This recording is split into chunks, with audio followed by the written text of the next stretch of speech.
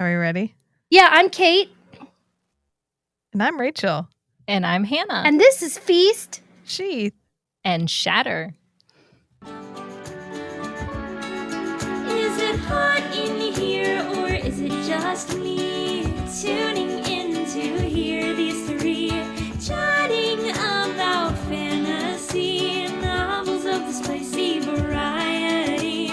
Not your average book club, if you know what I mean. Are you happy to see us, or is that a dagger? It's Feast, Sheath, Shatter. It's Feast, Sheath, Shatter. Welcome back, everybody. We are now covering, let's just set the tone. This is for everyone who has ever read ACOTAR and every other book that Sarah J. Maas has ever written. This is for people, there's no bullshit here. This is spoiler alert. This is for the entire universe. This is us rereading these books because guess what? We're going to get another book this year sometime. Yeah. Maybe next year. We are so good at this. I feel like every time we announce it,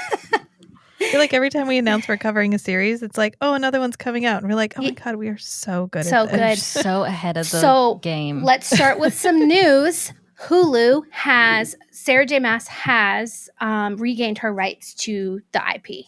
And she has signed up with IMG to have rights and licensing rights to like everything. So she's going to be putting this back on the market, and hopefully somebody with some fucking dignity will pick it up. Margot Robbie.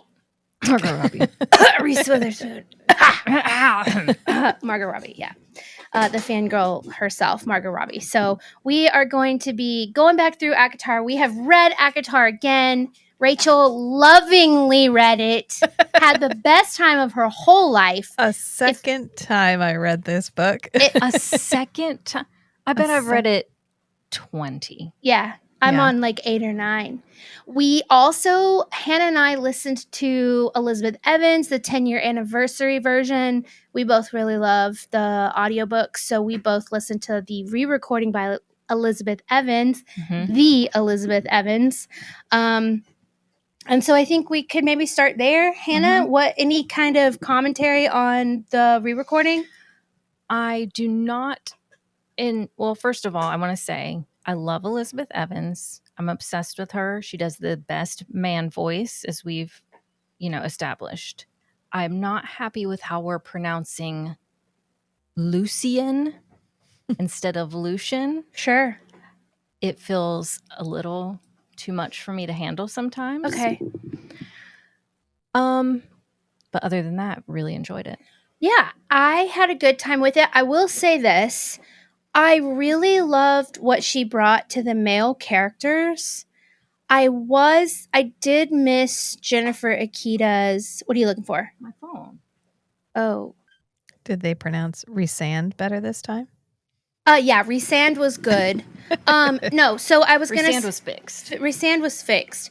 Good. I will say that I missed Feyre's voice and Jennifer Akita's voice. Yes. I missed the softness and the sweetness of Feyre's voice, but I did like the way that everyone else sounded more. So I think it's really interesting to see what happens if we ever get some sort of crossover where there's a Bryce, a Nesta, a Manon, a Aelin, and a Feyre all in the same room. Yeah. And how she'll differentiate between those. Because right now they sound very similar. All the same, yeah. It does sound kind of like Aelin Galathynius is a huntress killing a wolf. A stupid huntress. Sorry, Feyre. I mean, she is kind of... She's kind of dumb. She's uncomplicated. It is so... It really does matter. That's the nicest way to say She's a sweetheart, and I love her. And honestly, she's one of my favorite heroines. My dog is named. This is Feyre. I'm so glad that Feyre is in the shot. In the shot, yeah. Yes. She also cannot read. But it could be 2, because that's like Tamlin and me.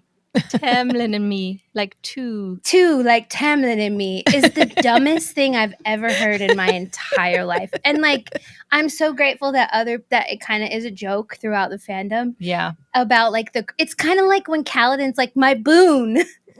And for Like- my boon. And for my boon, it's cake too for Tamlin and me. It's like, oh. Still, it's harder to listen to the even this time. Yeah. Can you imagine Rasan's point of view? He's been waiting forever and he finally finds Feyre.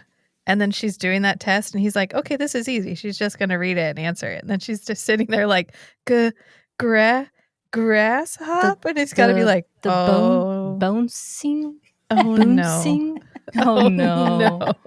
That's why when he first gets her to the Night Court, he's like, we're hitting the books. Because I'm never gonna have that anxiety ever again. Ever again. Yeah. That's But yeah, I say let's start off by pouring one out for Andres. Andres, man. Do you know if there was no Andres, Aelin would not have been able to save her world. We would not be here Today. without Andres. Yeah. No Andres, no story. It's like the rat from the end game. Y'all probably don't know. Neither one of you know what I'm talking about. Yeah. But it's like the butterfly effect of Andres, right? Yeah. Okay, so how does he affect Aelin's world? If Andres had never gone into the woods and Mhm. Feyre had never killed him, Feyre would never have met Rhysand. Mhm. They would never have ended up together. Rhysand would never have been able to slow Aelin down in the sky. Thus Terrasen not regaining their true and rightful queen. She looked Right? at that. You know, we're talking Yeah. wide ass. And she Lord. would not be there to help in our Crescent City.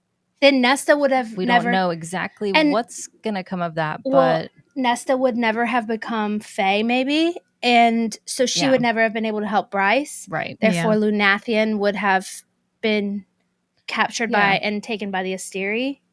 So, yeah. So the only thing that had to happen was someone had to kill him with hate in their heart, right? Yes. Did it have to be specifically for the Fae? Or was it Yes. just hate? Yes. With wasn't- it hate had to for be- the Fae A human girl that hated the Fae. with hate in her heart. I think it was just hate in her heart because I she don't wasn't think it even does sure say that he the was a hate Fae. He for the thought- Fae. So he could have turned all of his bad guys into, or all of his like minions into mosquitoes. And then everyone would have killed them with hate in their heart. Yeah. I mean, I thought of a that's- lot of different options that Tamlin could have done Yeah. for that. I'm pretty sure a horse-sized wolf is not how you get a girl to kill a Fae. Yeah. Like, how about a snake? Like, Yeah. how about A snake. a slithery little Snake. snake? A mouse, a mouse. spider, A because cockroach. A cockroach. the a odds of I have centipede. hate the in my odds heart of for finding cockroaches. a have- young girl who is going to kill something because they hate it is not great when you have a horse-sized wolf. I'm not sticking around to kill it with hate in my heart. I'm just going to be like, fuck the horse-sized wolf, and I'm going to run back home. Well, you Right. know, in this universe, on that timeline, it ended up working out. It Mhm. did. So, Only because she had one single ash arrow that one she happened ash to have. arrow that Literally she spent her at pennies the on. last moment, too. Yeah. Yeah. The craziest thing to me, and something that I do feel is I kind of go back to it a lot, is the fact that she skinned him and then sold the pelts. So there's like a fairy wolf-sized horse pelt out there. Yes. It just feels Andres's skin is on somebody as like a cloak or Yeah. I also wish a that carpet, really, a 9x10, probably. Yes. the who's the woman that she sold the the merc. merc. Yeah. I wanted to see her again at some point in the Apparently, series. she's Fury. That's She's some what? of the. That's who people think she is. Fury. They think Okay. she's Fury. Right? Doesn't really compute in every way, but so do a Mm. lot of things. Like I think she was Uh, convenient plot wise. For she sure. was. She Yeah. was.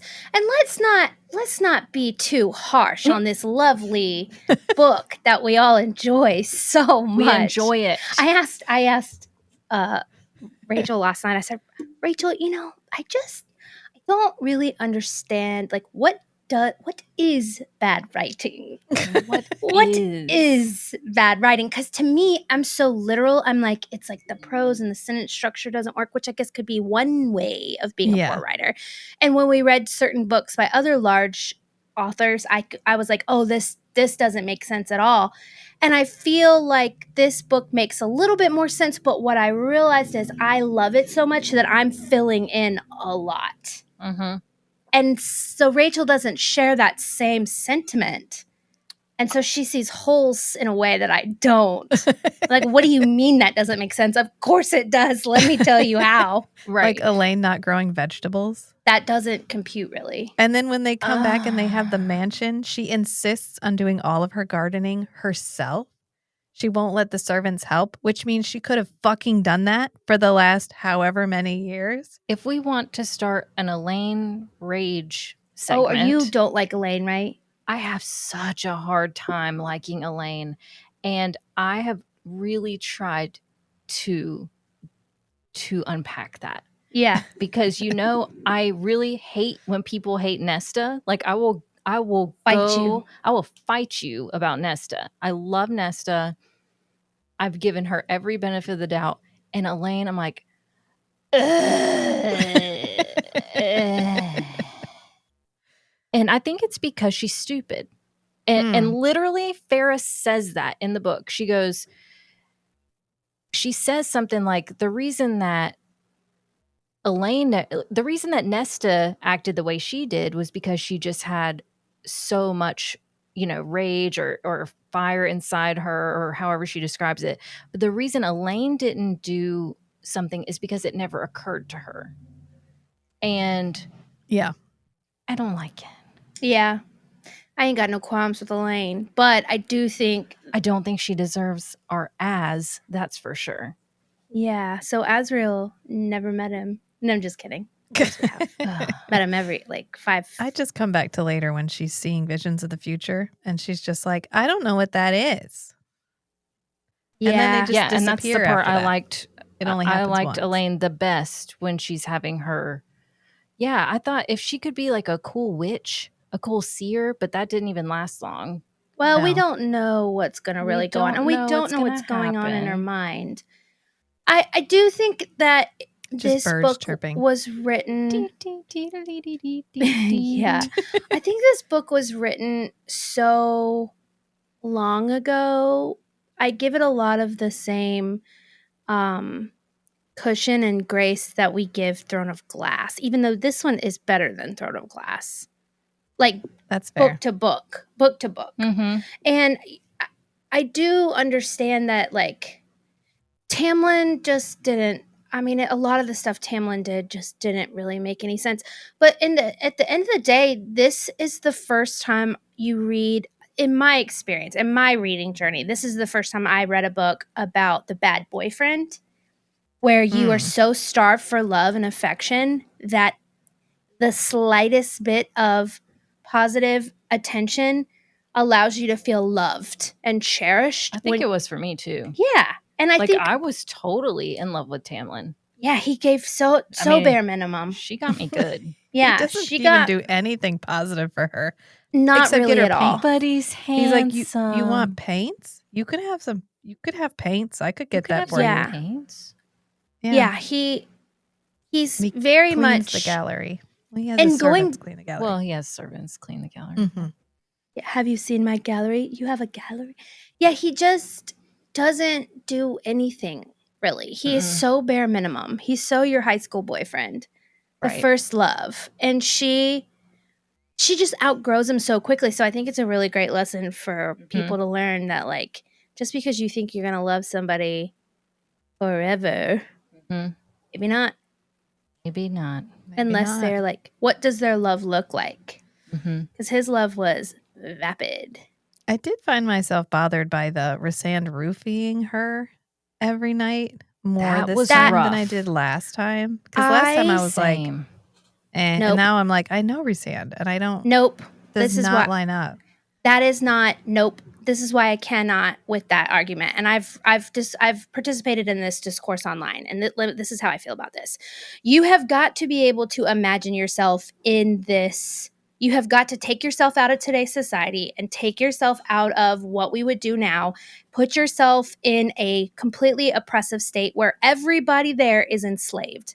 You've got a man who's been fighting for the survival of himself and his people for 50 years. Mhm. You have to trust the fact that Rhysand knows what could happen if she is left alone in that cell every single night. He knows better than anybody how dangerous that it can actually be there. And so by her going and every night being painted so that nobody will touch her, Mhm. by pretending that she is his possession, it goes along with the facade that he's building for her to keep her safe.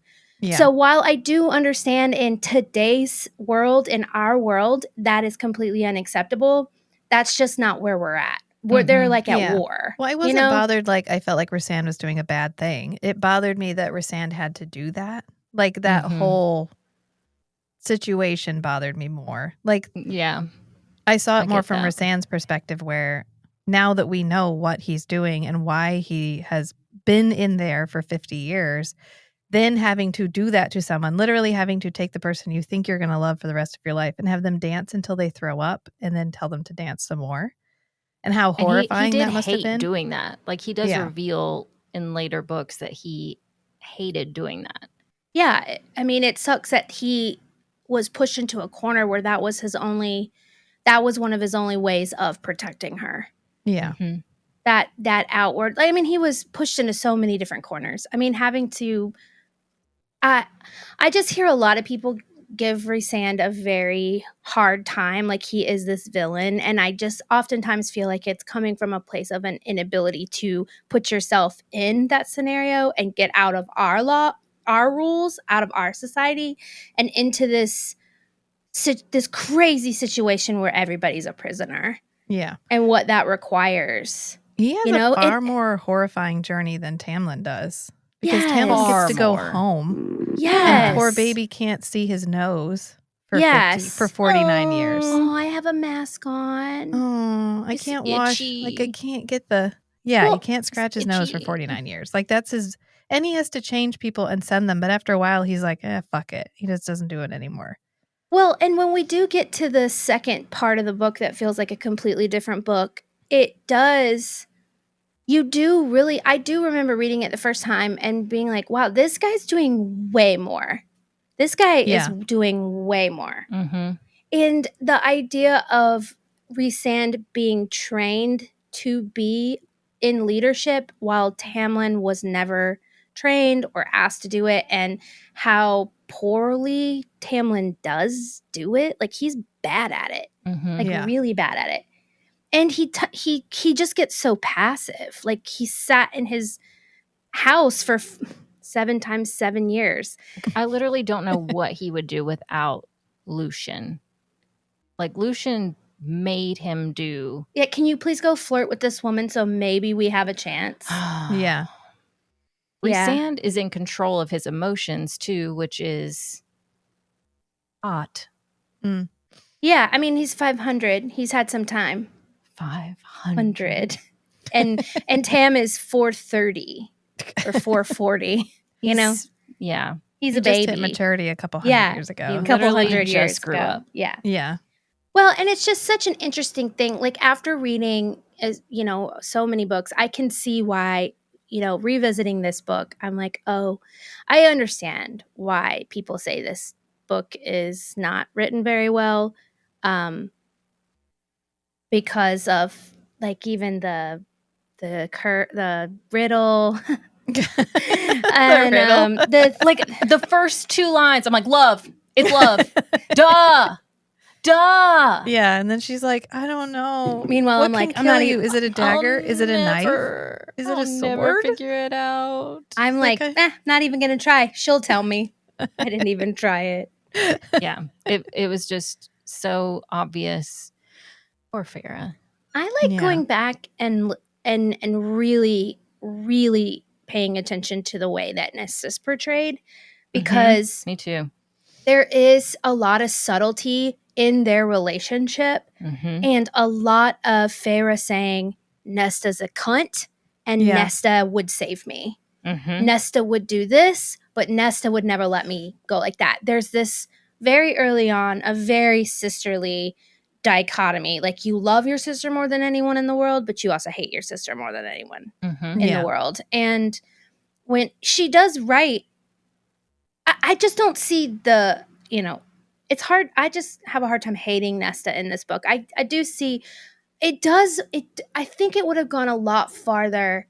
It would have been a better move if she hadn't made them so passive. Like, Yes. Feyre had, they all three fought to go, but Feyre actually did kill him, so she's the one that has to. Right? So that they fought for each other. That would have gone, I think, a little bit farther and have not felt as like, how could they have not done anything? That would have been a much better start to Nesta's journey. Yeah, like Nesta was out there kind of doing her thing with people trying or even to have the father try. Yeah, like any kind of effort on his part, and maybe like the Nesta and Elaine had to like hold him back or something, right. like I mean, I think you can leave him as he is, because I think if you have him passive and then you have the three daughters all using whatever skills they possess to be able to survive. So Elaine is gardening and actually growing vegetables. Right. And you have Nesta doing the like taking stuff into town and getting the best price for stuff that Feyre manages to catch. Yeah. And then you have Feyre doing the one who goes out and gets the animals, but they all chip in at home, but the dad does nothing. Then when you come back and the dad comes and is like, hey, I brought an army. I brought an army. Hey, for you guys. That has just as much impact. But I think having Nesta and Elaine start out so useless it really undermines them in the long term. Like, I can see why people don't like Nesta, because I don't like Nesta in this book. I liked her by the end of Silver Flames, but in this book, she keeps saying like, oh, well, Nesta is a queen. Nesta has the bearing of a queen. Yet Nesta sits at home and bitches. That's all Nesta does. I don't see queen in that. I just see just bitch. Like, that's all she does. And it would have been, I think it would have gone farther if Nesta had taken more of like a strategist role, right? Yeah. In some way, like maybe she is manipulating the boys of the village, right? Well, she did go after Feyre. Yeah. Feyre. She does. I mean, she did try to get to the wall. She hired that Merc. To, try to take her, and then they got, the glamour took over or whatever. They couldn't get past the wall. So, I mean, that's huge. Yeah. No, I know. I think that, but there's so much of the, Feyre doesn't have a lot of boundaries. And this is another thing. This is a world without therapy. This is a world without therapy language. And Feyre is in a world without therapists, without a lot of strong boundaries. If you are a person who is healthy and has a lot of strong boundaries, then you are not going to let Nesta get close. But that is not the world they live in. And so there is this forced proximity with these sisters where we do get this good and bad pull between them. And you're right. I mean, there are parts of Nesta that are just, the way she hates her dad is so so unproductive and so ruminating that it makes her just, it's like you're hurting our family's chance of survival by being so stubborn. Yeah. But it makes sense to me. Yeah, I know. And again, we don't have therapy. Yeah. She has no way of like saying, what are these feelings inside me that are making me behave like a raging bitch? Yeah. Yeah. So go chop wood about it. Like, go help you at least love even if you love your sister, at least support your sister. And then when she get into, go ahead. Oh, well, she comes back and they're all at the mansion and she's talking to Nesta and she's like, well, you spent all the money that I made. And she was like, I knew you could always make more. And that it's the first conversation, the only actual first conversation that we have with Nesta in the book. All the rest of it is like in Feyre's head, where she's like, this is what Nesta would say to me if I told her that. After the very beginning, when she gets the wolf pelt and they follow her to town because they want to steal the money from her that she makes from selling it to buy themselves boots and clothes, even knowing that Feyre has no boots. and Feyre has no warm cloak, and Feyre is the one who's actually going out into the woods, but they want the money to buy themselves something nice. Yeah. Then when they come back to the mansion, and that's our first conversation with Nesta. Feyre's like, how come you never helped me? And she was like, I was waiting for my dad to do it. I was just waiting to see if he would pick up and do it, and he never did. And it's like, okay, but Feyre could have died. Like, Feyre could have legitimately died out in the woods trying to get you guys food, and they wouldn't even clean or take care of any of the animals when she came home. Nothing. Yeah. I mean, I think her guilt and self-hate that she has for herself and the way that she handled herself is pretty valid when we get to really who Nesta. And also, when you are in a pattern, a horrific cycle of just like Survival anger and hate, and you become this person, you put off this persona, and you don't even think about, you don't even like realize that this is you anymore, and you just maintain. It's just easier to keep being this person than to try to like change or be something different or try something different. Yeah, which is also why she gets caught in a substance abuse cycle too. Yeah, and I see that later, but in this book, I just don't think that the way she fleshes everything out for us makes Nesta make sense. No, it just makes Elaine and Nesta look weak or passive, like secondary, because she probably, when she was writing this, she didn't. It's like when you don't know where your story's going, you don't see the big picture, so you can't really set yourself up. I was reading between the lines big time. Yeah. You know, I'm like, well, and that's what I'm helping her out. That's what as I'm reading. Say about her characters in these books in particular, is that we all fill in so much. I'm filling in the blanks myself. Yeah, because I relate to Nesta a lot, and not as I don't feel like I am a Nesta, but I feel. Actually, that's not true. Sometimes I feel ugly rage, where I feel like I'm a really ugly person because I'm so angry on the inside, you know? And I feel like that's what she brings to the table. But you're right. I think that when the criticism of it not being well written because those characters aren't fleshed out, I think that's entirely true. But I still love this book. I was like, how can I love something? I love it so much. I love it so much. When I start the book, I am like, yeah, I love it so much. It makes me feel so at home, so cozy. And I was thinking back to when I first read this book, and it was probably weeks after my separation. Oh, wow. You know, I'm newly single, like newly alone in a new house, and you know, I am emotionally raw. And that was the first time that's when I started ACOTAR. And I think that maybe that's why I love it. Yeah. Because it brought me so much distraction. It was there for you. Yeah. It was there for me big time. It was the first time I read a book that was my favorite genre, which is fantasy. And then this other genre that I didn't know that I really liked, which was romance. Mm-hmm. And then in the second book, it got so adult. And I was like, what is this? Ooh. I didn't know. And I read it after Throne of Glass. So I just remember being like, I can't stop. I need to read. Mm-hmm.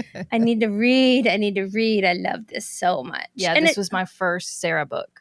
Yeah, I read Throne of Glass first, but I just remember being like, damn, these are good. I'm really having a good time. I'm having a great time. I'm having so much fun. They're really accessible. And did I tell you about the person that argued with me on the internet about the definition of accessibility? Yes. Oh, no. Okay, please tell us again. I was saying that I was calling these books, they're very accessible.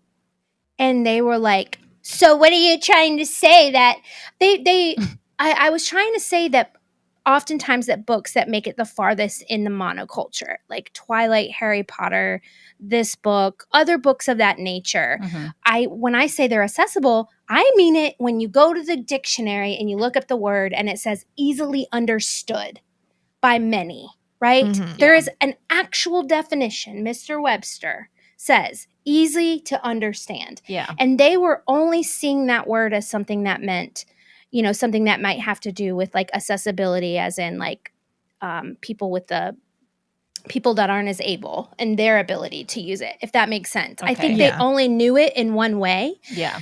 And I realized, I was like, oh, you just don't know the fullness of this word. I'm using this word exactly how it's meant to be used. I mean it in that these books are very easy to read. They do not require a lot of brain power. No. And that goes really far. That's And why Twilight went really far. And they're relatable on a very,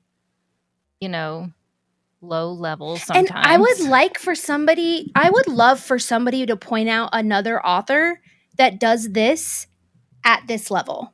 Does what? Right. That does this romantasy better than this. And I maybe that's the limits of the genre, but I'm talking about a book that is does have an adult tone, is written for adults, that is fantasy and romance. I mean, with her particular focus, not really. Yeah. She definitely hits like although these were YA when they were first released. ACOTAR was not. Throne of Glass was. And then they all had to... ACOTAR was. That's why Silver Flames was like controversial. Well, not because Mist and Fury is not YA. I mean, ACOTAR itself might have been published and put out in the world as YA.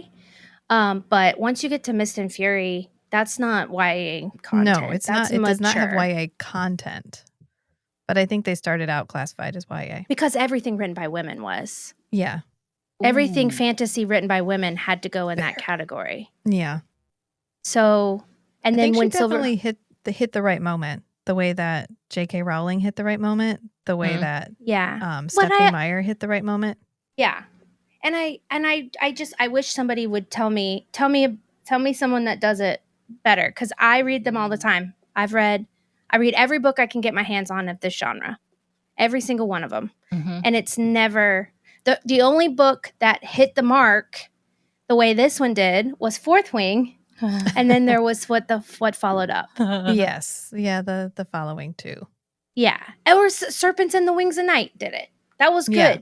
And then what? And then something else happened. Okay, I haven't read the third one yet. But. Yeah, I can't. I'm excited for it. It's the second one did not make me feel like I wanted to rush out and read the third one. The third one is the first one. Mm-hmm. Yeah, yeah. The third one and the fourth one are rough. Oh, there's a fourth? Yeah, there's the story's Misha. And there's two of them. And I think the fourth one's out. I have read the third one and not the fourth because I didn't care to go back to it. Yeah, I'll just read a summary. Yeah. Jennifer Armentrout. Oh, yeah, Blood and Ash. I've read all those. She is pretty... I do like her. I do like her. Yeah. I did not love Poppy, but that's okay. Yeah, Poppy is a lot. I didn't know what the fuck. I didn't know what she was. The Maiden, I didn't know what that was. I read that whole book and I was like, I don't know what you're supposed to be. I don't know why you're special. People are obsessed with those books. Yeah, Poppy and Castile. What's his name? Something else. Hunt? Yeah. I don't. I just remember he's like Hawk. He's from like Atlantis or something. Hawk Flynn. Hawk. Isn't he Atlantean or something? And I was like, he's from the sea. I'm out. Vampire. Yeah, he's a vampire. It got a little I know, crazy. but he's from Atlantis. And she's a goddess. She's a god or something. Mm-hmm. Yeah, I read synopsis of I read the first one and I was like, okay, this is all right. I started the second one and I was like, this is horrific. I read 5 of those books. I read 4. Wow. However many there are, I think that's how many I've read. I do like her. She has another book that just came out, Flesh and Blood, Blood and Flesh, something like that too. I like that book. Every title is so similar that I can't keep them apart. And also don't really have the interest anymore, which is the thing. Sarah has kept my interest. Right. More than any other author. I'm just saying, she gets so much hate. There's a lot of anti-Sarah J. Maas rhetoric on the internet. I don't care. I think Same. that comes with popularity. Yeah, I think it's just yeah. the like, if everybody likes it, it can't be good. Mhm. Right. Yeah. Yeah. Yeah. And that's Yep. fine. I enjoyed it the second time again. I definitely saw different things this time around. I saw how little Tamlin tried. He literally Yeah. takes her on a picnic. And he's like, would you like to go swimming? I guess. Takes her Why to. would you let her go 3 days before the 49 years are up and you just for the first time told her that you loved her? Dude, give her a minute. Well, Rhysand talked him into sending her. That we learned that later on, that Rhysand had gone in his mind and said, you need to get her out of here. Really? Yeah. He admits that in his chapter 54. He says, I saw you and I went in Tamlin's mind and convinced him to send you home. I forgot that or didn't know that. And Yeah. that makes a lot more sense. Way more sense. Yeah. Because Sorry, Tam Tam. Lucian I would is not the believe same. Tamlin would save her life for any particular reason. Yeah, at all. I just think he is in such a different. I don't hate Tamlin. I actually feel like Tamlin does get somewhat of a redemption arc, but in this book, he is so just bare minimum. And I remember just eating it up when I first read it, and then this time you notice again all the bare minimum stuff. Mm-hmm. What a choice to have him not have dialogue in the second half of the book. He doesn't speak after he sends her home. Right. Yeah, And then you use your one alone chance with her just to make out with her, Yeah. which Rhysand talks about in his chapter 54 well, speech. because he's like, he could have like tried to get you out or something. yeah. And Well, it's like Tamlin can't even play checkers, and Rhysand is playing chess. yeah. Yeah. And like with running the pros. amok on people. Vera, how She's so cute. She's so cute. You can I'm see talking how- about you. She's like, why are we saying my name so many times? You can see how Feyre and Tamlin fell for each other because they're both like, when we're Dumb. together, we make the number Duh. 2. And 2's like a really cool Tamlin- number. 1 and 1 make 2. Two's like me. Two's like Tamlin and me. And he's so ragey. He's so ragey Yeah, all the he time. is. Ugh. He really doesn't show up as like a 4:30. He shows up as like a 28. Mm-hmm. Yeah. You know, he is Very childish. so emotionally stunted Mm-hmm. and very childish and very self-centered and very bro-y. Yeah. You know, and The only person she actually has like a meaningful conversation, like a meaningful relationship with during the whole first part of the book is Lucian. it is Lucian. Yeah. Yeah. And he's Lucian's kind the of one a like, dick.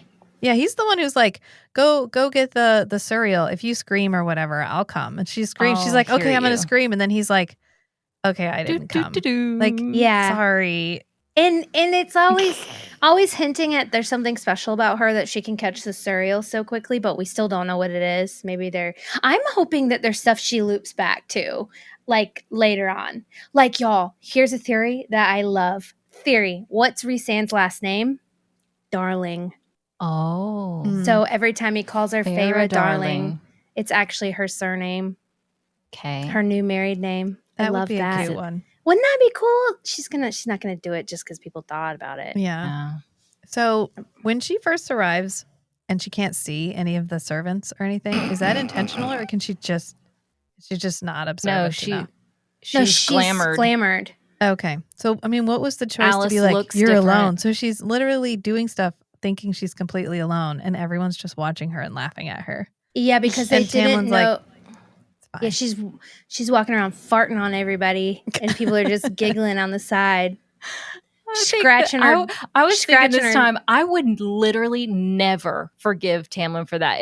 If he took the glamour off and I saw how many people were around me this whole time, I would never forget. Well, and she sees, never forgive. She knows Yeah. something's going on because she always sees the sparkle. Mhm. And there's a point in the book that is Alice's little kids like playing with her, like little glittery things Mhm. that she can kind of see, but she's just like, don't know what that is. Gonna keep Yeah. on moving on.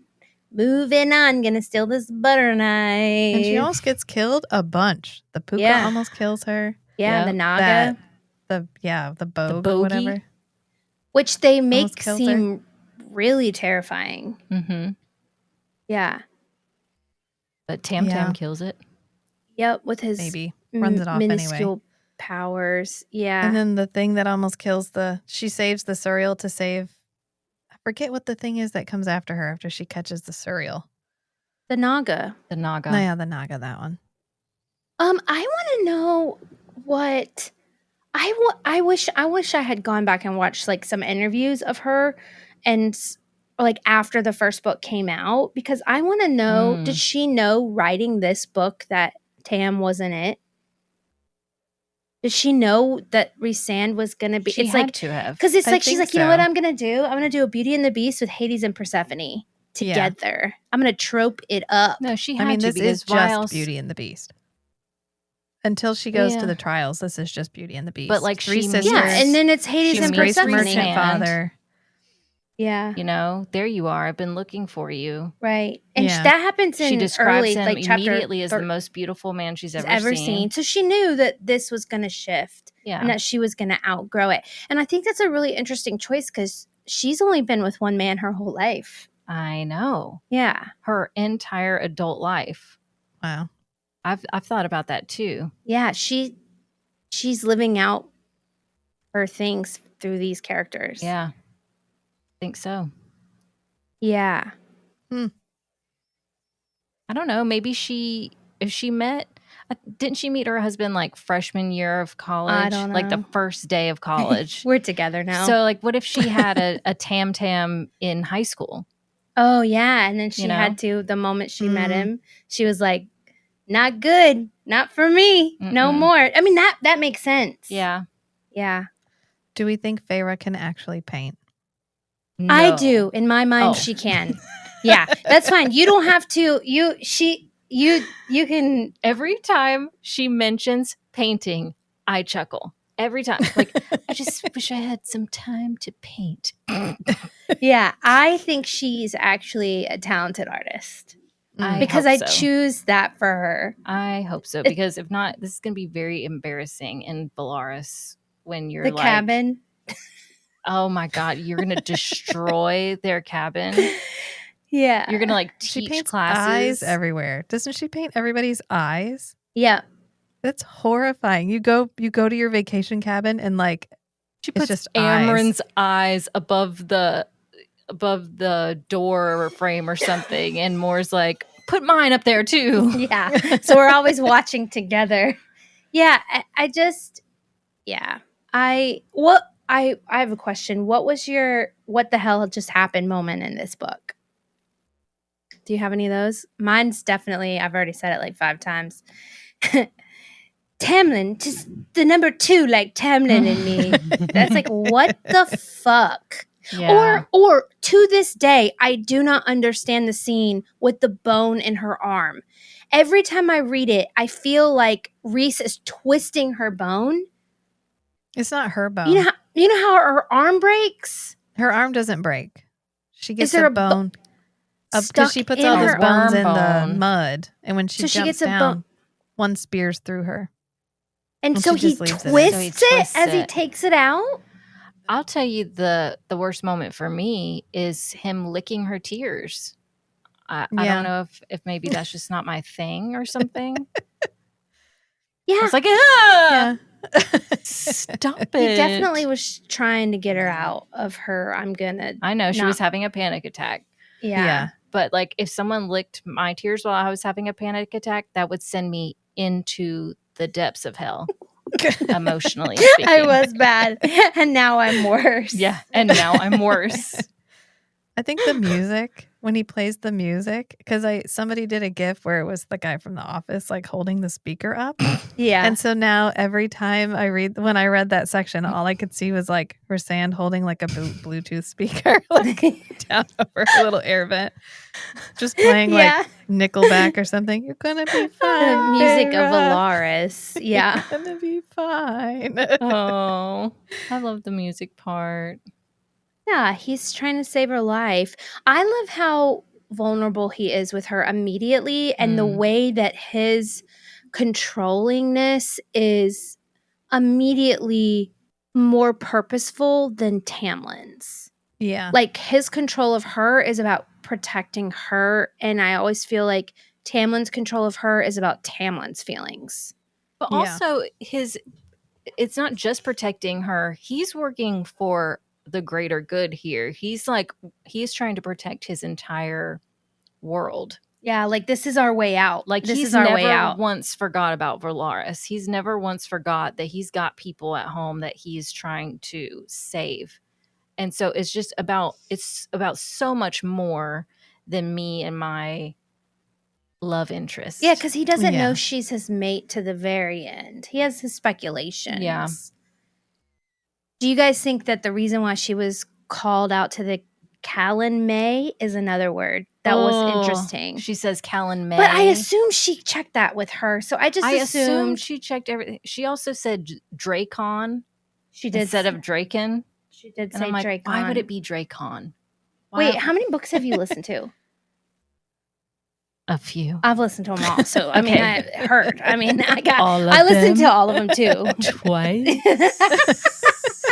I did listen to this one twice too. I listened to. I haven't like read anything new in like a few months. That's well, okay. that's not true. I have read a couple new ones, but I've just been on this like re-listening. Yeah, like, I get it. comfort, Yeah, coziness. You know what's going to cozy happen. mode. It's like Rachel with her K-pop, K-dramas. K-dramas. Yeah. K-dramas.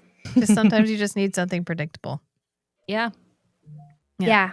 Imagine right now needing something that feels predictable. Go figure. I Yeah. know. Yeah. For Needing real. to be cozy. Mhm. Imagine. What I could do be like going when on he comes in the world? cell and he like flops down. Sits down in Yeah. the cell and she He's starts to talk and he's like, exhausted. shh, shh. I need a yeah. I just need a minute. He's immediately vulnerable with her because He's he immediately comfortable. and he's immediately Mhm. trying to connect with her. All because she flicked him off and it reminded him of Cassian. Aww. That's She's not like- gay. Yeah. You remind me of Cassian back home. Yeah, you remind me of my best friend. You'd fit right on in with us when she makes her vulgar gesture, which no one knows what it is. Yeah. These vulgar gestures. Yeah. A lot of that. A lot of watery bowels. 3 times I highlighted it. 3 times. Mm-hmm. I think she has a very so what's it called? Physiological responses to things. She does. Do you think Yeah. she actually shits her pants, or do you think that it's just like the cramping, like before? think it's I just think like she must have that- actually shit her pants. like if your bowels turn to Feyre? water. I believe Pharaoh would probably just shit her pants. Like Pharaoh, Have you guys yeah. ever had a physical response to an emotional thing Yes. Sure. that dramatic? Yes. You Yeah. have Hives. hives. Okay, you go ahead Just and tell like us. your stomach upset.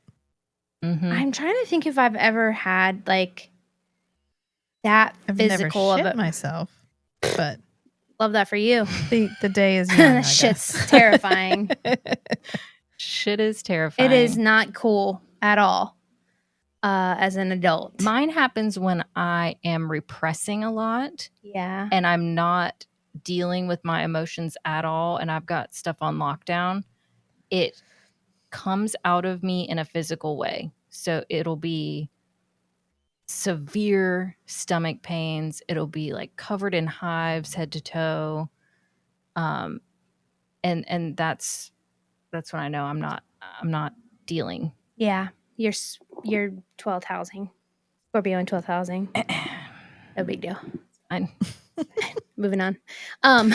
Yeah, I totally I think that she has had those kind of responses to things because it is very prominent Mm-hmm. that is her response of fear. Her fear Pharaoh's response. very in the moment, very physical, very Yeah. no thoughts, just feelings. And So she it makes sense. yeah, she's not I don't think she's ever had the luxury of thinking. Yeah. It's always just about survival. I did Mhm. get mad at the part where she's like, I can't read I had just learned my letters when my dad lost everything.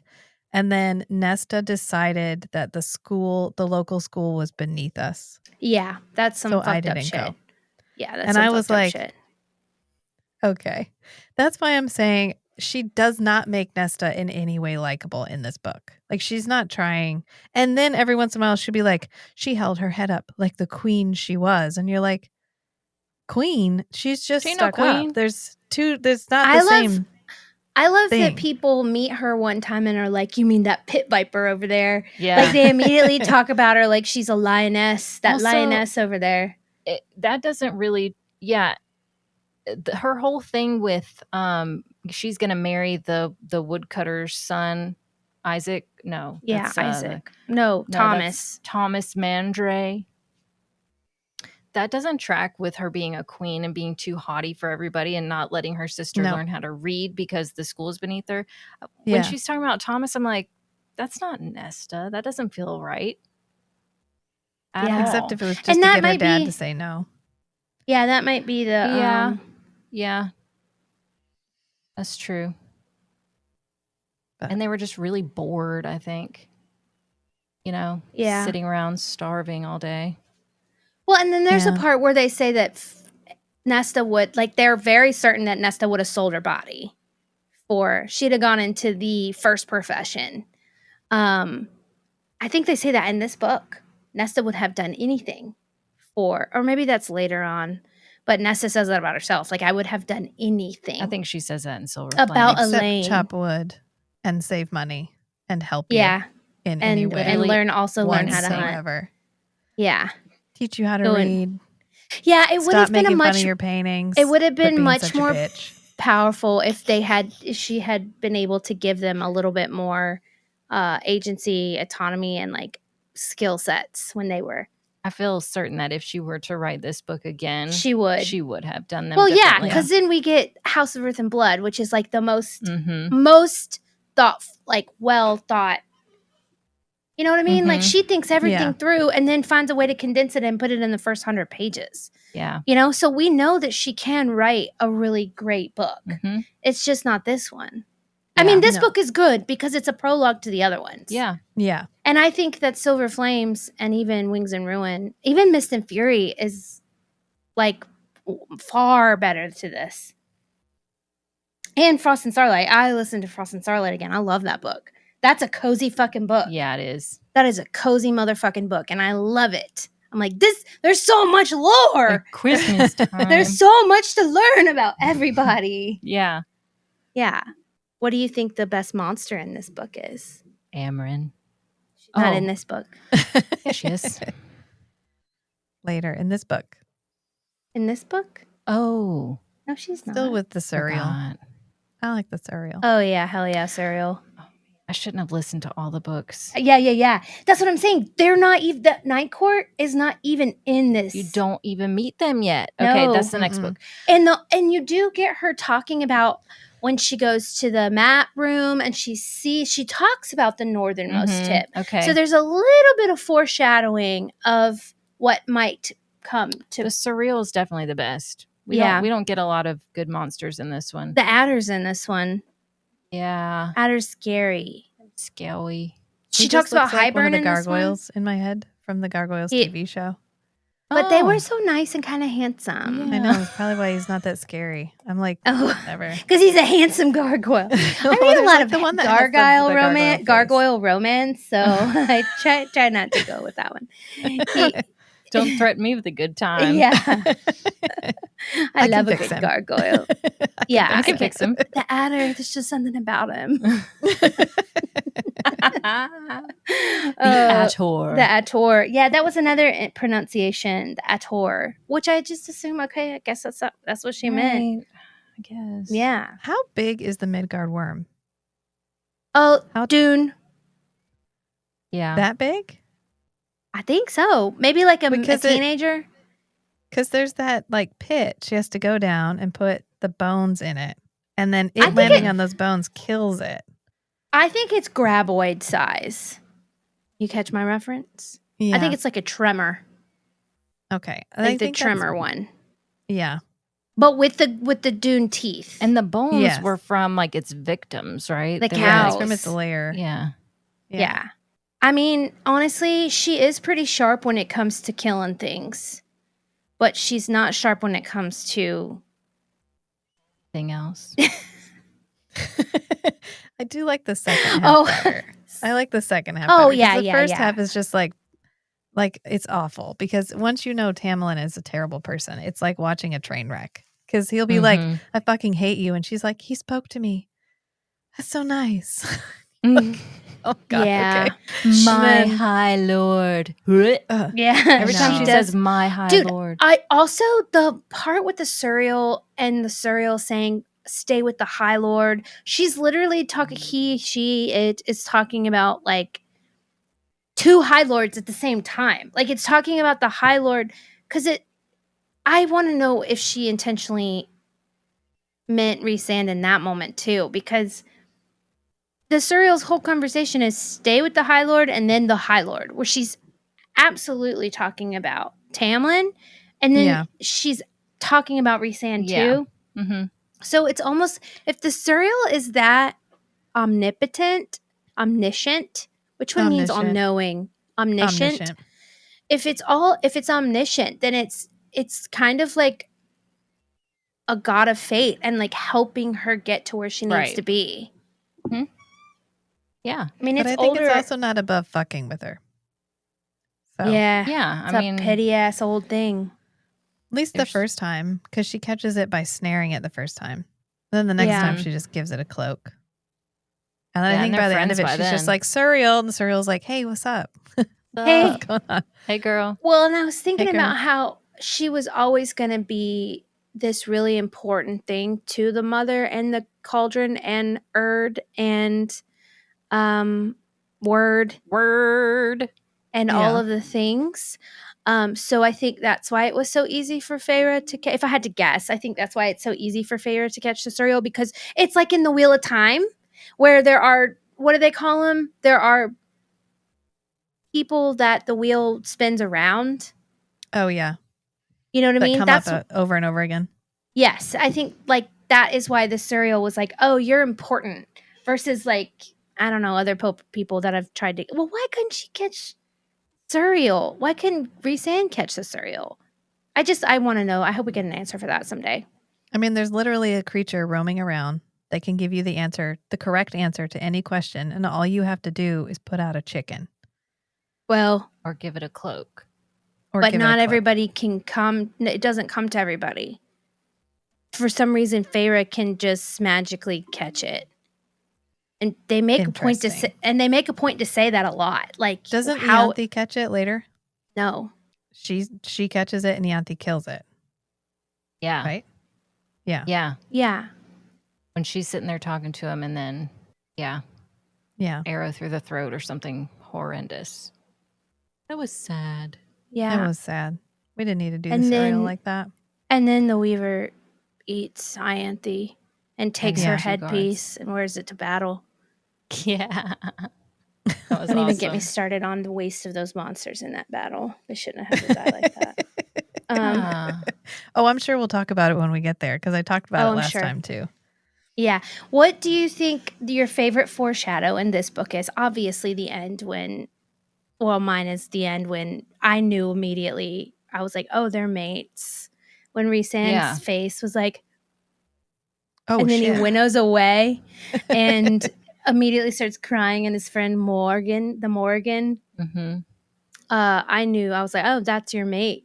Okay, that's an interesting way for the story to go. I mean, going back through it this time, I really liked the music part. Yeah. Because it's like she was hearing Valaris before she ever went there. And it was speaking to her heart. Yeah. Like, it was such a clear indicator and that... then later when she's there, she hears that music again. And it's like, she puts two and two together. That Rhys was still looking out for her then. Mm-hmm. Yeah. I can't see Rhysand as a bad guy. No. He's the most handsome High Lord. I don't either. I think that people are put in really shitty situations. I think that the amount of underplay that what he went through gets is the most criminal part of the whole series. that we don't give Rhysand's journey 'Cause- and recovery enough enough love and info. Like we don't get enough of it. He was sexually abused for 50 years. Yep. Forced to kill people, forced to like use his powers to destroy people. Mm-hmm. Forced to put his potential mate. Oh, I see what you're saying about having to put her in a situation that is dubious consent. That he had to be the villain he never wanted to be. And he had to perform for Amarantha for 50 years. I don't think he did terrible shit. Yeah, and that's why when I hear people like talking shit about him, I'm just like, You shut your mouth. Well, I'm just like, block. Move on. Child, block. Your brain's not done. Block. You must be 22. Block. I mean, it was a non-consensual relationship for 50 years. Yep. Yeah. But it gets so downplayed because by the next book, they're just like, oh, Feyre had it so hard. Mm-hmm. Well, And we do he get has his to- nightmares and like the way that he has to, and they have that in common, that they do have to do some of the darkest, most traumatic things ever. Also, he doesn't want to share his story. He doesn't want his inner circle to know. You know what his sign is? What? Yes. For real? Yeah. Oh. For real, for real. Rhysand's sign. It's a Scorpio. Oh. How do we know that? We just do. Okay. But like it's a thing. It's a for real thing. Oh, that makes sense. That Yeah. makes total sense. Yeah. Like But Rachel's moon he sign. wants to keep these things from the people he loves so that they don't feel bad. Yeah, you need some therapy. Relatable. Yeah. Maja needs to be doing her rounds as a therapist as well. Mhm. They've got magic. They need to be able to do some brain healing. Magic In a world therapy. with magic, there better be magic mind therapy. Magic Yeah. therapy. You know what I mean? Like ayahuasca times 10. Mhm. Ketamine times 100. Ooh. You go into a little tent Mhm. and you get to relive your experiences and go into different realms. Mhm. Come back saved by the Erdward Cauldron Mother. Do we Goddess. know why Third word. Amarantha was obsessed with Tamlin? No, not really. No. I don't. Okay.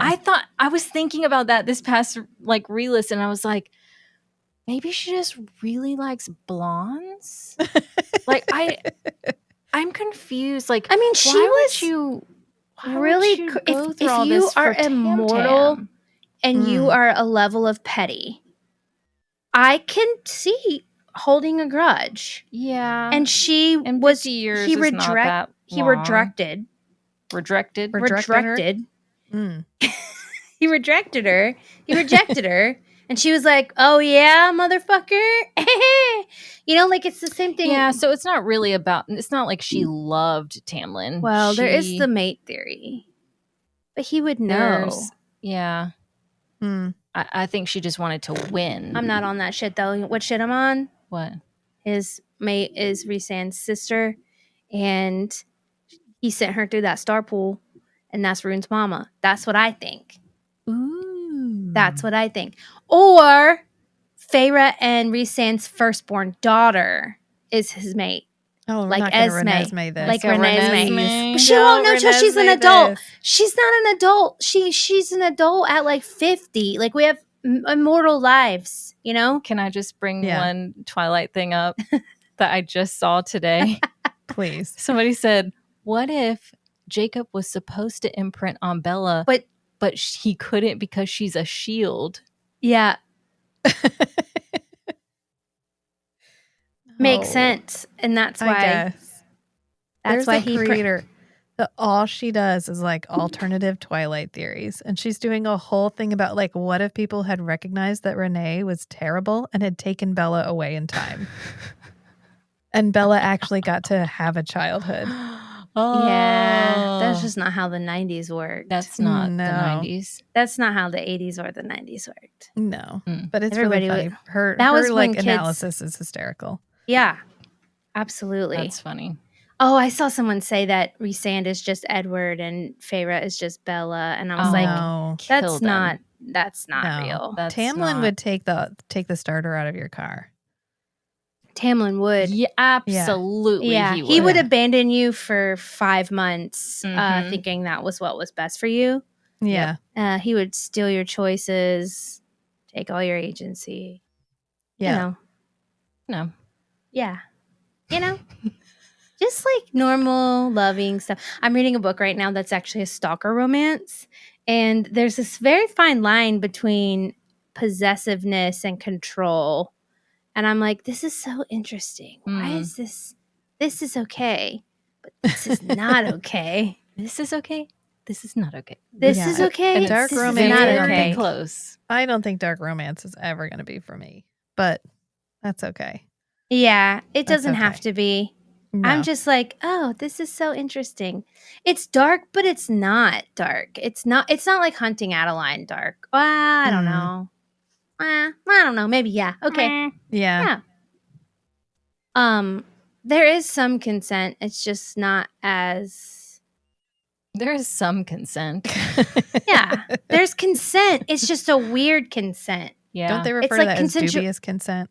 Yeah, but it's like consensual non-consent. But after the Yeah. fact, she ain't ever mad about it. She don't feel violated. She feels grateful. Say no 3 times without smiling.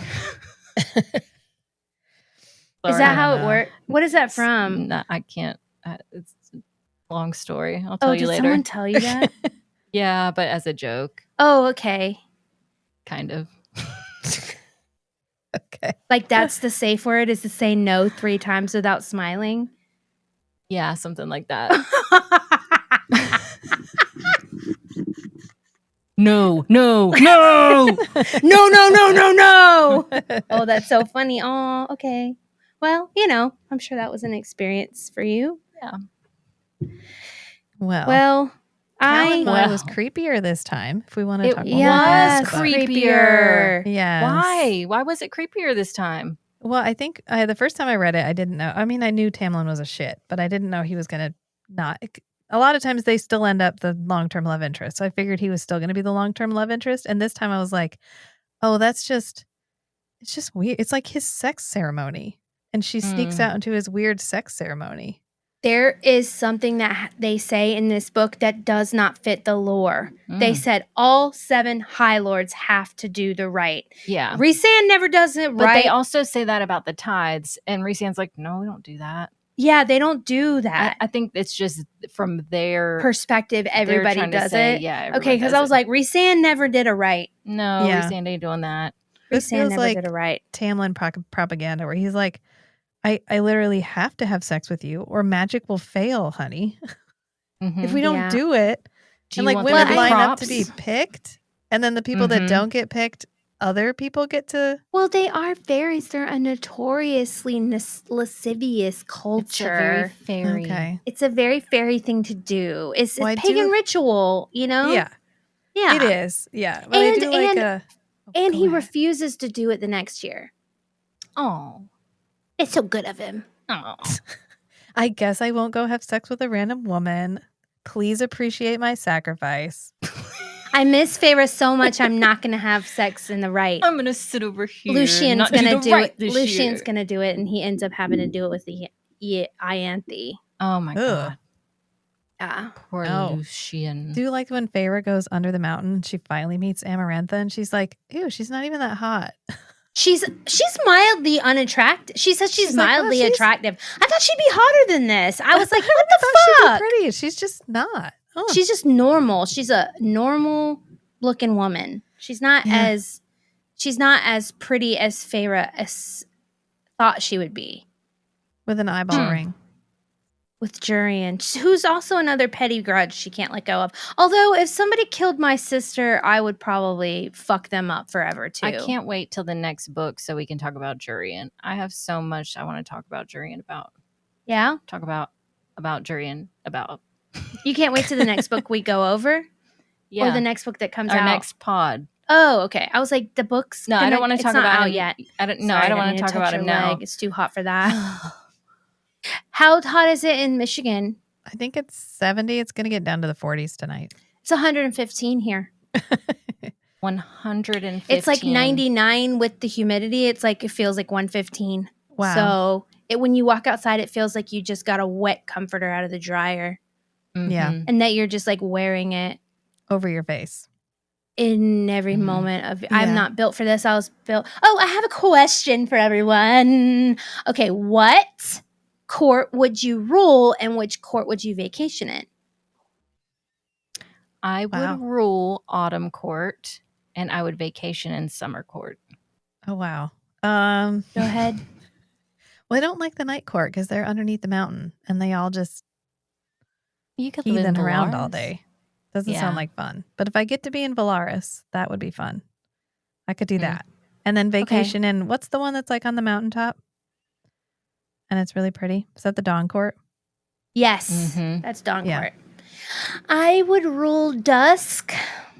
And I would vacation in winter because I am not made for this fucking hot shit. Oh my God. We're not the same. No, I fucking hate this weather.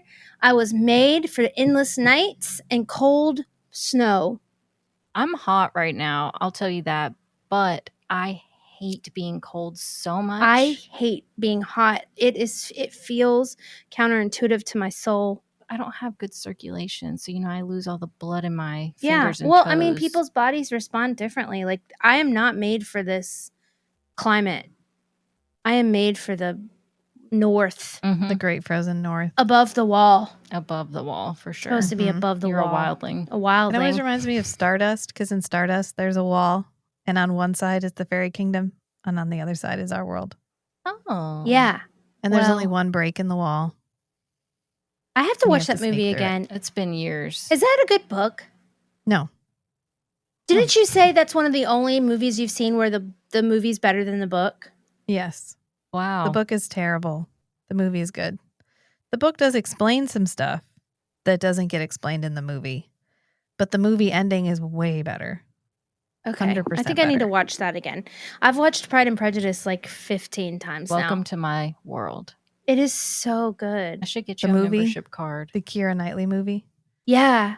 Yeah. I put it on my It is TV really and good. it makes my room look prettier. Mm-hmm. Everything about it is so beautiful. It's so The beautiful. music. Everything The about it is music, great. everything is so good. I'm like, damn, this is what these internet folks was talking about. Mhm. Yeah. The scene where he proposes in the rain and Oh. they get like Close you're like, to "Now kissing. kiss."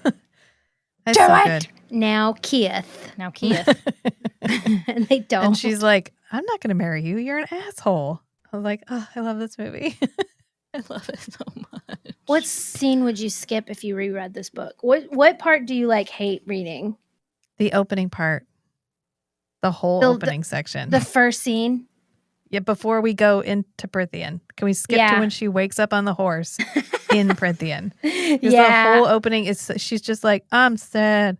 My world is sad. She always calls the humans, every time human is mentioned, it gets like a classification that's like pitiful human, despicable humans, left us to rot. Like it's just, and she describes herself. She describes all humanity Stupid, as like ignorant human. Just illiterate. derelict and rotting and left to molder. Like every single time she describes the human world, it's awful. And I was just like, it's so heavy-handed. It's so heavy-handed. It's really hard to read that opening part because I'm like, I get it. Shit's bleak. Okay. You can just describe a thing and then move on, or you can show me that the world is bleak by actually just making the world bleak instead of repeating over and over again that the world is bleak. Oh, like being a world-class assassin? Yeah. Yeah, like every time Aelin introduces time. herself, she's like, hi, I'm the best assassin that's ever lived. I'm literally the best assassin in the world. Well, you just make them the best assassin in the world. That's like Nesta. She wants us to see Nesta as strong, but she doesn't make Nesta strong. So she has to keep telling us over and over and over again because if we didn't hear it over and over again, and that's why there's we wouldn't know inconsistencies in the writing. Yep. Okay. Makes sense. Yeah. And that opening is the roughest part. Once she's in Prithian, it's okay. The world itself is interesting enough that it gets you through it. That whole opening section is like everything is muddy, everything is gray. I like She's it. like fucking the random stable boy because she just needs a minute. And you're like, okay, I get it. It's rough. I get it. It's fine. Do we ever come back to the children? Children of the Blessed. Yeah. Yeah. Well, yeah. Okay. I Yeah. don't remember. They get eat up later. I know they They become mentioned a that snack. they get eaten in this book, but I didn't remember them coming back ever. No, again. you see. They get eaten in see Winds them and again. Ruin. Oh, okay. I would The skip twins eat them. the twins, who I see in my head as Jane and Yeah, 100%. Okay, Same. From Twilight. from Yeah, Twilight, absolutely. That's exactly who they like are. Dakota Fanning and that guy with the round little face. boy, The round face boy. They're super Whoever that weird other and sleep person was. together. Yeah. That's I would fair. skip the entire part where Tam is courting Feyre. Like, I like the beginning. I like when she gets to Prithian and sees some cool stuff. But when they start having picnics, I would skip Always the with fiddling. Lucian? Always with Lucian. yeah, it's like, What? this is dumb. Like, make her love you. Like, try harder. And I think we forget so often that he's a fiddle player as well as a limerick writer. Okay, I take it back. I take back everything I just said. Erase him He's on his very, knees. very good. Him on his knees playing the fiddle while she's dancing. Yeah, that's tough. Just like two, it's like me and Tamlin. Two, like me, Tamlin and me. I get through that because in my head, it's like the scene from The Lost Boys where the guy is playing the saxophone. Like, yes, that's like the best scene in any. Like That's the best movie in any movie ever. And she's just like, yes, K-Star in my head, that's yeah. the scene. So I'm like, okay, I can handle this. Where he's like playing a really like purple tight pants, no shirt, just like sweaty. That is what he looks like. I love that. Yeah. I think now you too have that in your head. for me, the scene to skip. Oh wait, yeah, it's the fiddle. The fiddle, and just I said he mentioned liking to play the fiddle. He could have made a fortune as a fiddle player. Really? Like, is that y'all's economy? Like that a fiddle player can like make it that big right now? Really famous as a traveling fiddler. He has so much magic. He has a halo around his head if he doesn't like keep that shit under wraps. But that fiddle playing, that's where it was at. It's too bad he didn't get a chance to do that. Yeah. I would love. I think that Tamlin gets a redemption. I think she thinks that she's redeemed Tamlin when he gives the seed back to Savory Sand. But I would love to see him actually. I think it's a start of a redemption. Find a mate. I would love to see Tamlin end up happy. Me too. Because in the long scheme of their lives, he was with her for like 6 months. Right. It wasn't even that long. It was like 3 months. They had sex and then they left. Yeah. Yeah. This is like not a spicy book. This is young adult, like Rachel said. They had sex. He told her that he loved her, and then she left. Yeah, and she's like, well, I'd say I love you, but I don't want to burden him with that. So I do love that they have so much money, they just give it away. Yes. And I love that part. I'm going to say this every single time. Ain't no way Papa Archeron's estate and money got dissolved when he died. Nesta should be independently wealthy. Because if they had jewels and gems, even though their house fell apart, that's not all of their wealth. Right. No. They had a fucking armada. Yeah. They were independently wealthy from their dad's side. And because the wall was down, there would have been some sort of exchange starting to happen.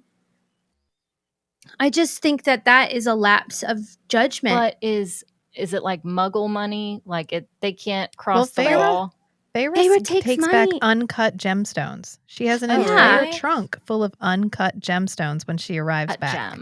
Uncut gems. Yeah. Gems. I feel like that's a universal currency. Or if your coins are made of gold, regardless of how they're minted, yeah, gold's they're gold. still gold. Yeah, that's what I'm saying. Even though the currency might have been like, not potable. That's not it. That's not it. No, that's not the word. When Potable. you can't drink water. Yeah, not potable. Even though the gyms were like not potable. So I just don't. I think that wealth would have gone somewhere. She would have been able to convert it. The Archerons would have had, unless they just gave it away because that's who Feyre is, because her husband is a billionaire. Yeah. I can see her doing something like that. Rhysand is a like Batman. He's like a Bruce Wayne, Yeah. Yeah. but finer. Or it's somewhere waiting for less them and they grumbly. keep getting letters in the Mhm. mail and she just doesn't open the letters. She's like, oh, like me. I don't check my mail either. Kate And- doesn't check her mail. And Hannah was like, maybe you should fucking check your mail. And I was like, no, I like to guess that she's everything's like, I fine. don't need to check my mail. And I was like, I think you might. I think you should have checked your mail. Yeah. Fuck the DMV. So yeah. He's a billionaire. Yeah. So this is really a story of rags to riches. Yeah. That's what it is. And lovers to enemies. Lovers Enemies to to enemies. lovers to enemies. Mm-hmm. And then enemies to lover, then back to enemy. Mm-hmm. Yeah. I do think, I really hope that in the long run, Rhysand and Tamlin become like best friends though. I think Tamlin needs some. Can you imagine if he had like a Cassian or an Azriel in his corner? You know, like, Well, he had Lucian. yeah, but he never really let Lucian in. You know, but also I don't think he's got that depth. He doesn't have big thoughts, I don't feel like, to tell anyone. No. Yeah. I think he should give up his leadership to Gwen. Let her step into her power. Mm. Maybe she's his kid. Who knows? I don't know if they'll do anything with that. We can talk about that later on when you actually meet her 5 books from now. Yeah, in 4 5 books books from we'll now. talk about that. When I remember Yeah. who these people are, because I haven't You're read like, them since we yeah. read Yeah. them last time. I'll point to what book we're talking about. Okay, thank you. This is the first one, Court of Thorns and Roses. I know that. Yeah, that's the red one. I don't want them to be neon. I want them to be different colors. I need to learn how to bind books. When did you guys first realize that Tamlin was? You remember when you first read it and you realized that he was not it? Rachel clocked it early. You clocked it early. But you had a... I did Well, not. he's I a was- douchebag. I mean, definitely the second book. Yeah. If anybody Basically, reminds when me of she left Edward, him. he reminds me of Edward. Yeah. Because it's very much, I might hurt you. I'm going to hurt, because he's always putting his claws out for no reason. And they come out of his Mhm. knuckles. Like Wolverine. Wolverine. Yeah. It's Okay. They're antimantium, antinantinum. They're vibranium. Vibranium. Adamantium. Or She's like, bulb. and she's always like, oh no, he's angry. I don't want to make him angry. And I was like, oh, that's healthy. It's real healthy. Yeah. Yeah. Let's manage his emotions. Let's do Well, that. yeah, it is watching. It is interesting seeing Feyre be so weak emotionally. Mm-hmm. You know, she really is weak at the Yep. at the beginning of this, emotionally insecure, and then watching her realize who she is, and then still kind of fight it, and then yeah. Yeah. Anyways, I love this book. Yeah. And we've got a lot to talk about for the next book. So I know. Yeah, that'll be Gotta fun. get on it. gotta get on it, Rachel. I will. I know you're excited, and you think about it every moment. Oh, sure. Yeah. I You can't wait love to it. get back into this. It was Girl. fine. I read the first one again, and it was fine. I didn't have to do like I did at the end of Throne of Glass, where I had to tell myself how many pages I had to read that day to get That's through good. it. That makes me So. very happy. I Rach. can't. I actually feel kind of similar to. I've only read Throne of Glass twice, and I all the way through, and I find myself like totally wanting to skip to Heir of Fire. Like that is Oh, that yeah. is the first one for me that I like. The last time I went through it, I skipped Kayal's book. That's not Chaos book to me. That's Nazrin and Irene's Sartak's book. book, and I love them. I love them. Yeah, I skipped that book. Oh, Tower of Dawn. That's Yeah. okay. I was like, Irene's I know book. what happens. Yeah. Well, that's how I feel. Polly. That's how I feel about that's how I feel about the first 3 books. They feel like little kids. Yeah. I hate Assassin's Blade. I've never read it all the way through. I know what happens, but it's bullshit. Like, Yes. yeah. Yes. I think I mean, I love it. enumerated my feelings deeply on that one. I love the stories. we I know love how the Rachel stories. I'm feels about glad it. I know the stories. I just don't Yeah. find myself enjoying the reread Exactly. the way that I enjoy these. Mm-mm. I'm not over the silent assassins. I'll never be over it. Never. Never. You'll never be over that. Never. That they have no way to communicate with each other at all. None. No sign language. Nothing. That's just a failure of world building. That's just a failure of world building. Yeah, I think it could be better. It could be better. I feel like I mean, if they just formed last year and they're still working it out, okay. But that's not it. Like, they're supposed to be this ancient people. You know, silent assassins. Yeah. Oh, and then when they all scream and you can tell they haven't talked in a while, she's like, oh no, they sound rusty. Are they okay? Yeah. Did you catch all your notes? You cut bangs? Who cut them? She did. They look great. Yeah. They're just curtain bangs. She did a good job. Hannah's child cut bangs. Curtain bangs. Nice. Love a bang for her. Did you covered all your notes? Rachel, do you have any dying things to say? Is there anything that you needed to get out? Do you want a Rachel's Rach moment? Well, I feel like the last time we went through this book, we talked a lot about how I felt about her lack of representation. But I think that that's something that can pop up much later now, because we haven't even learned that the mating bond is based on like biology yet, and the fact that you only get a mate if you can procreate with that person. Mm-hmm. And I feel like that's something we can definitely, like, I'm sure that will come up and we'll have a lot of opportunity to talk about it, because this is a very monoculture in terms of, like, I know she throws in like a bisexual character, and I think later Moore is supposed to be a lesbian. But yeah, that it feels very much like she read some online criticism and was like, okay, this lady's a lesbian, I guess, but she has sex with men just cuz. So it's fine. She's bisexual. It's fine. She's like, but I really like women better. But the not telling Azrael for 500 years is, I'm over. Like, that doesn't clock. So I genuinely think I think there's something, and I really genuinely hope she finds a way to make whatever happened far more deep than more just not telling Azrael, because it doesn't make sense. He's a spy master. Yeah. He's a spy master. So I hope there is some sort of bond. Eris has already hinted at the fact that, like, nobody really, like, they don't actually talk about what actually happened. So I hope there is some sort of missing link. Yeah, and there needs to be. And that Azrael's actually not in love with her, but it's some sort of, like, I don't know. It needs to be something different, because that is it.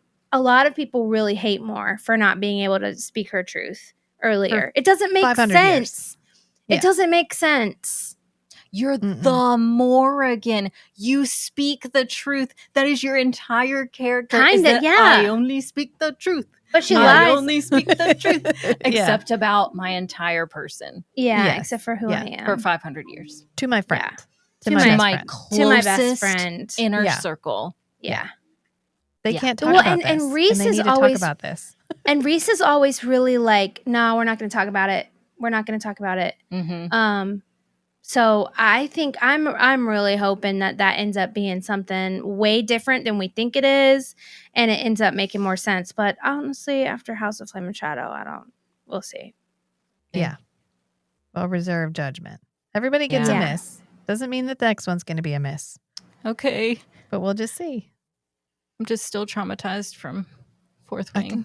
I can feel that. Oh, from Fourth Wing? Yeah. Well, I'm not raging daily about it, so that's good. There's a podcast called, I don't remember what it's called. I listened to it on Audible, but it's all about the creators of the movie Contagion writing a second movie and using AI to help them. And they created these AI characters and, like, asked them to be, like, a pretentious critic. And then they created, like, they spent some time. And so the whole thing is about, they're not actually going to remake this movie, but it's this exposition on how writers could use AI and what that would look like for storytelling. And he doesn't write. They don't write the story for them. They just help them make choices. And the way that the AI would tell a story and make choices, I was like, oh, fuck, maybe she did use AI. Maybe she did. I'm team AI. Because the I'm team twist... she wrote that with AI. She was like, this is what's happening. What's the twistiest thing that could happen? The islands? Yes, the islands are just, Yeah. And then the way that the dragons coming to them, I don't know. And like, anyways, listening to this podcast and listening to the way AI always thinks in triads, even though when you're learning about writing and creative writing, they're like, you use the power of 3 all the time. Yeah. So, I mean, I think in 3s as well. Like, I always think in 3s, but AI always does that. And that's one of the ways you can clock AI. So I don't know. As I was listening to that, I was like, oh, fuck. Like, maybe it is. Maybe she did use it. It didn't write it out for her, but maybe she did use it to help her think of like the next step. But also maybe not. Maybe she didn't. I would have helped her. And I know a lot of other people that have thought of much better choices for that book. Well, I think really the issue is pushing these things out too fast and not letting art is not meant to be forced. Art has to come. Sarah J. Maas needs as much fucking time as she wants. Take your time. Take your time. I don't give a shit. Take 10 years. If you need to. Yeah, I would rather it be done with love, with not hate in your heart, with love in your heart. Amen. I think that's what happened with Flame and Shadow. Yeah, I do too. It felt like homework, not love. Yeah. She rushed Bryce's storyline. She forgot who Bryce was. And a book that's normally over several months ended up being over like 10 days. And because of that, it felt tonally a lot different and shiftier. I still loved it. I'm always going to love those books. I still loved it. I still had a great time. I'm so grateful for it. But it definitely didn't feel the same way that, I think House of Earth and Blood is her best book. So, yeah. It's interesting. We just read another Stephen King book. His one big series, The Dark Tower. And he talked at the end about how when he got ready to write the next book, this book that we just read, he listened to all of his audiobooks. Of the first part of the series, he was like, I had kind of forgotten who they were as characters, where they started and like that's their so growth. Cool. And so it helped me to like re-embody the characters when I went back in to write this section. And I was like, oh, I really appreciate that he was like, I just want to double check that the people they are in my head is who they started out as. I love that. Or if they become someone different, there is a linear progression to that where they are. That I'm going to be true to myself, true to my series, and true to the characters that I created. So I'm going to take the time it takes to go back and re-listen to them. And I appreciated that. I thought that was a really interesting, even for Stephen King to be like, I needed to reacquaint myself with my own series. Yeah, it's Stephen King. If he can take the time, you can too. How many books are in Dark Tower? 7. And he started all the way back. For some reason, I can't read his books. It took like 20 years for him to finish it too. Well, that's his magnum opus. He's a very masculine writer. I can see why you would have a hard time reading him. Yeah. Definitely. We just read Wizard and Glass, and you guys should just listen to our podcast on Wizard and Glass, even if you haven't read it, because it's Stephen King's attempt at a romantic backstory for one of his characters. Ooh. And I got so mad at that book, and I got so mad in the podcast. So it's not just Sarah J. Maas. I got mad at Stephen King because I felt like his backstory was so derivative, and it was like he read a romance story and was like, I think I can figure this out. And instead he just made all the women catty bitches who hated each other because they were all women. I can't deal with it. Yeah. And I was like, I I'm so mad at this book. I'm so mad at it. And it's like the most beloved book in the series. Like if you Oh read my it, all the God. dudes are like, I just love it. It was so good. And I'm like, I've read that book 14 times before, better. And then Stephen King tried to write it and it didn't. I was mad. So yeah. I just watched a movie from 1995 the other day, Copycat. Do you remember that movie? It had Sigourney Weaver in it and Holly something. Who does Mrs. Incredible's voice? Mm-hmm. What's her name? Anyways, it had a bunch of famous folks in it. It had anyways, 1995. The two main characters are women, and they are so. The main character is like a pick-me. She acts like a man. She's like, "Where's my cheeseburger?" Holly Hunter. Where's my cheeseburger? Like, just pick me shit all day long. Yeah. Isn't kind to the other woman who is experienced an immense amount of trauma because a serial killer got out of jail and tried to murder her. And so she gets agoraphobia and she has to live inside. This is Sigourney Weaver's character. She has these panic attacks and they make her seem like there's zero grace. Mm-hmm. They make her seem belligerent and like crazy. Mm-hmm. And that is how the other female character treats her. Mm-hmm. Like this other thing, this person dealing with this immense trauma. And I was just like, Jesus, this was my youth. Mm-hmm. This is what they thought women looked like. This is how we were raised. This is how they thought women acted towards each other.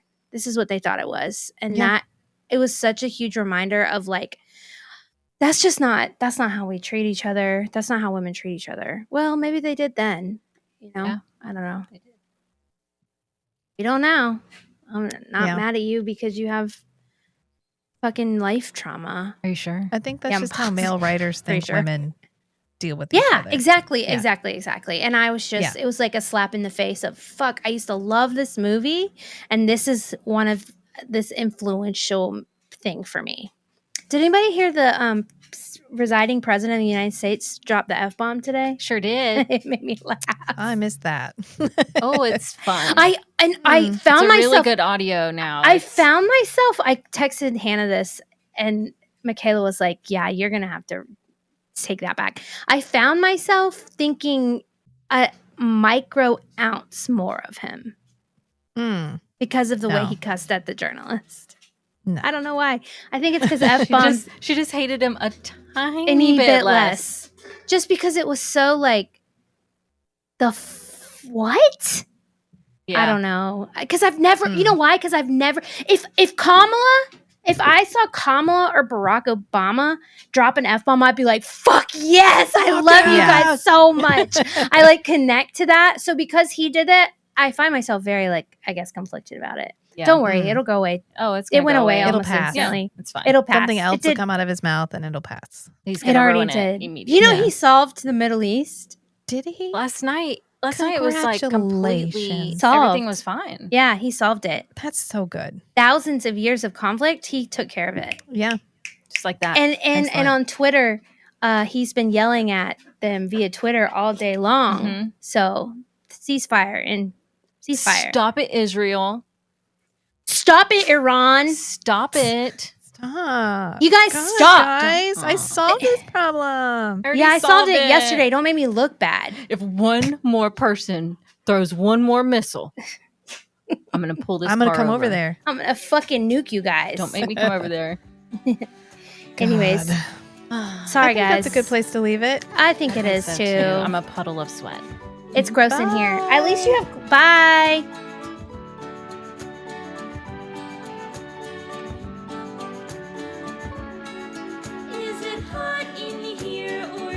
Just me tuning in to hear these three chatting about fantasy novels of the spicy variety. Not your average book club, if you know what I mean. Are you happy to see us? Or is that